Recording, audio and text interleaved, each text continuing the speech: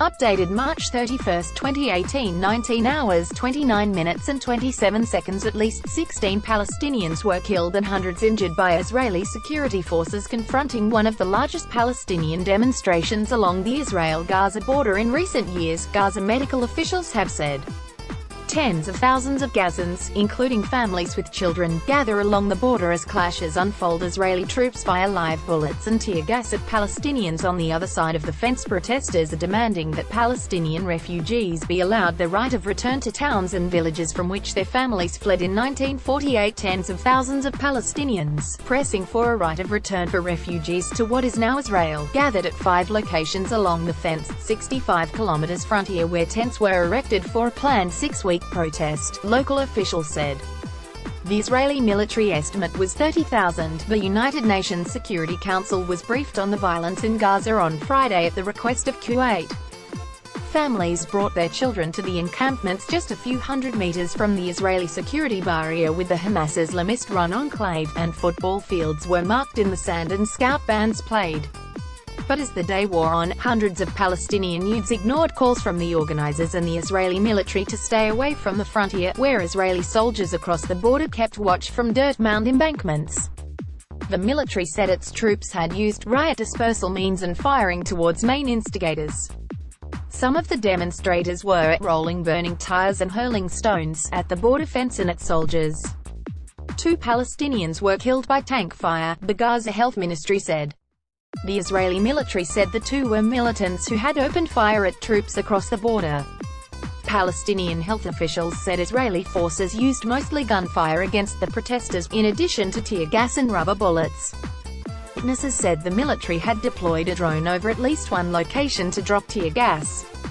Live fire was used only against people trying to sabotage the border security fence, and at least 2 of the dead were Hamas operatives, an Israeli military official said.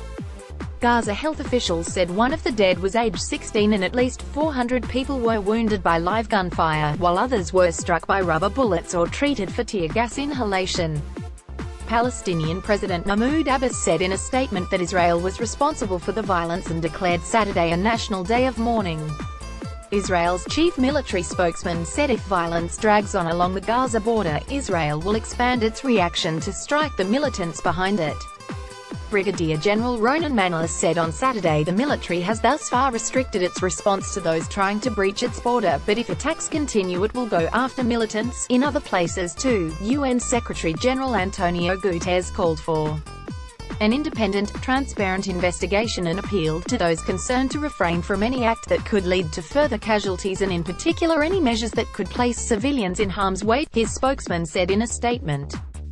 A senior UN official told the UN Security Council there fears the situation in Gaza might deteriorate in the coming days. The United States, a close Israel ally, told the Council it was deeply saddened by the loss of life. We urge those involved to take steps to lower tensions and reduce the risk of new clashes. Bad actors who use protests as a cover to incite violence endanger innocent lives, a U.S. diplomat said.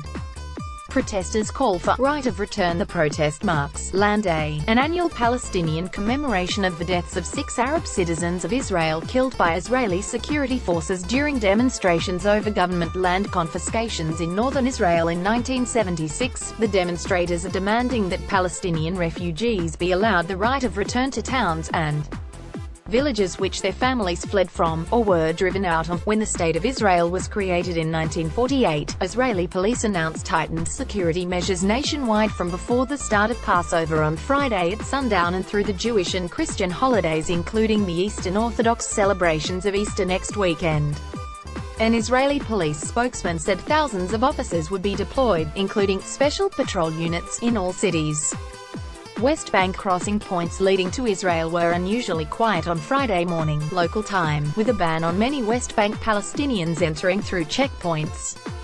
In Gaza, the tent protest was dubbed the March of Return. Some of the tents bore the names of the refugees' original villages. 80-year-old Mansi Nasser walked towards the border with the aid of his cane, ignoring calls to remain 700 meters from the barrier. I was born in Beit Daris inside Palestine and I will accept no less than returning to it, he said, referring to his former home village just south of the modern Israeli city of Ashdod. The village no longer exists. Israel rules out any right of return, fearing an influx of Arabs that would wipe out its Jewish majority.